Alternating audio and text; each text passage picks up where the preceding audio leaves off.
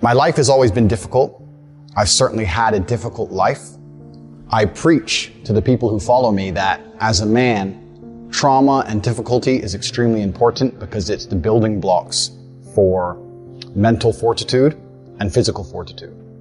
So I'm very, very happy that my life has been difficult because it's impossible to become a capable man or a man of my capability without struggling with facing serious adversities, without trying to overcome often insurmountable odds.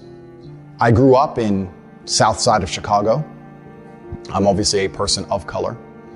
I was bullied in school to a degree, and my father always taught me to stick up for myself. I was never allowed to run and cry to authority. I was told that if someone wants to mess with you or come at you, you can't always go tell the teacher. Sometimes you have to deal with it.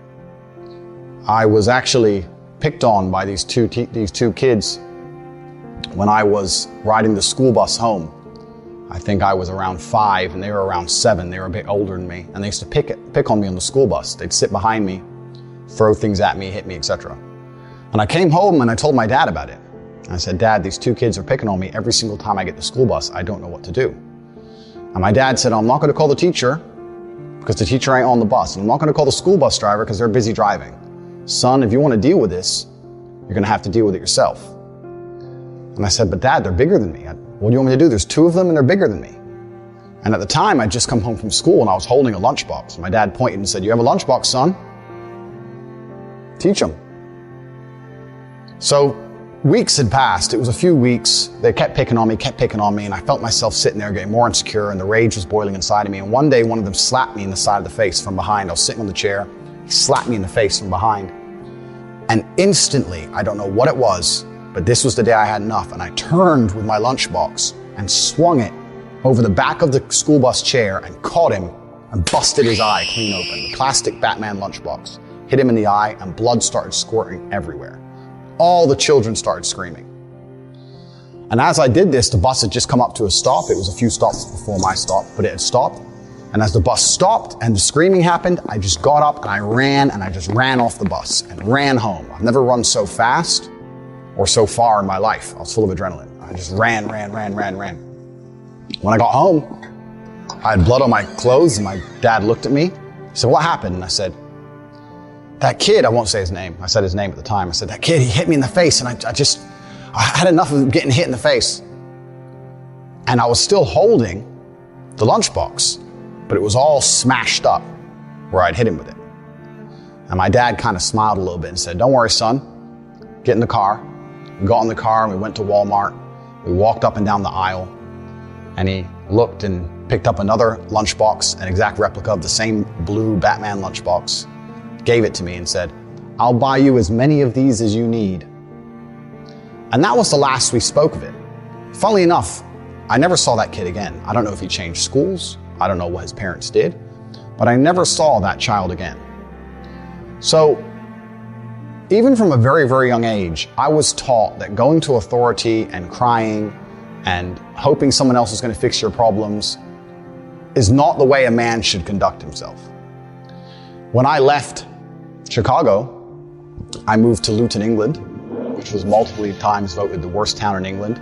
It's a high crime rate. It's a very bad area. My mother and father broke up, so I was in a single mother household. And now I'm a person of color in a single mother household. I'm also the only American at the time in Luton. And I had, again, repeat problems in school. I was picked on for being the only American. I was picked on for not knowing things I should have known because I hadn't been through the English educational system. I'd been through the American educational system. And I had trouble in school again, but I stuck up for myself. Unfortunately, nothing got violent at any point. But when people made fun of me, I stood up and said, "Listen, don't make fun of me. I'm from a different place and I talk differently." And I always understood that standing up for yourself, I never went to the teacher. I never cried to anybody else. I just stood up for myself. And over time, people learned respect for me and my boundaries. And they were very respectful of me. And I had a very positive experience from then on out in school by simply standing up for myself, because this is how I was taught to act. In high school, I ended up having a reputation of a guy that nobody really messed with. I certainly wasn't a bully, absolutely the opposite, but no one really picked on me. I actually had a friend in school who was gay. I had 5 main friends in school, and I was also friends with a gay guy. And he would make fun of me for being American, and I would make fun of him for being gay back then. But the world was a very, very different place. This is many, many years ago. And we had friendly banter back and forth, but we were very good friends, and I stuck up for him and prevented anyone else picking on him all of the time.